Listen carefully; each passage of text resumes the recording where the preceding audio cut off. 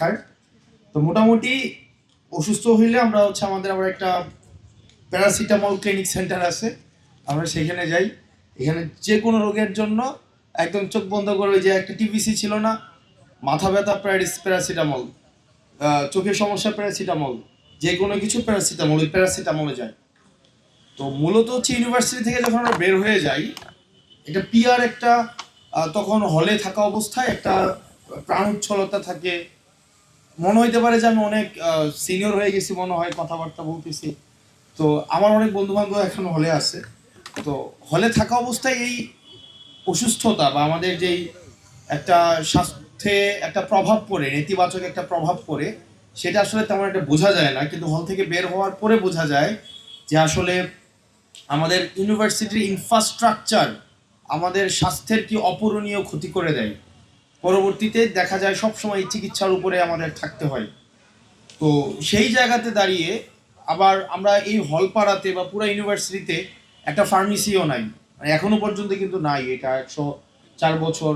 তো দেখা যায় কি আমাদের কোনো একটা রাত 2টা বাজক 3টা বাজক আমাদের ওই ঢাকা মেডিকেলে যাইতে হয়।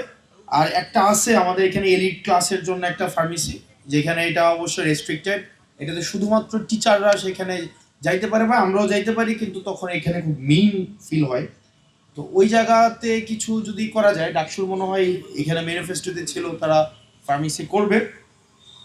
তো এই পরিস্থিতিতে, এই বাস্তবতায় হামিম যেই পদক্ষেপটা নিয়েছে, ইনিশিয়েটিভটা নিয়েছে গত বছর থেকেই, 24 সাল থেকেই, সেটাকে আমরা অবশ্যই সাধুবাদ জানাই। কারণ স্বাস্থ্য সেবা বিশ্ববিদ্যালয়ে খুবই শিক্ষার্থীদের জন্য অপরিহার্য একটি বিষয়। সেই জায়গায় একটি সংযোজন আমি হামিমদের কাছে প্রত্যাশা করি, সেটা মানসিক স্বাস্থ্য নিয়ে আমাদের বিশ্ববিদ্যালয়ে অনেক বেশি কাজ হওয়া উচিত।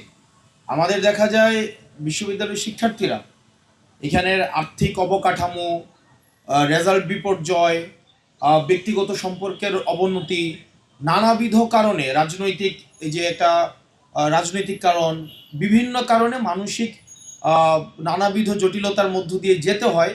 এবং বেশিরভাগ ক্ষেত্রে আমরা যেহেতু মিডল ক্লাস ফ্যামিলির স্টুডেন্টরা আমাদের ইউনিভার্সিটিতে অনেক বেশি, তো দেখা যায় বাসার একটা প্রেশার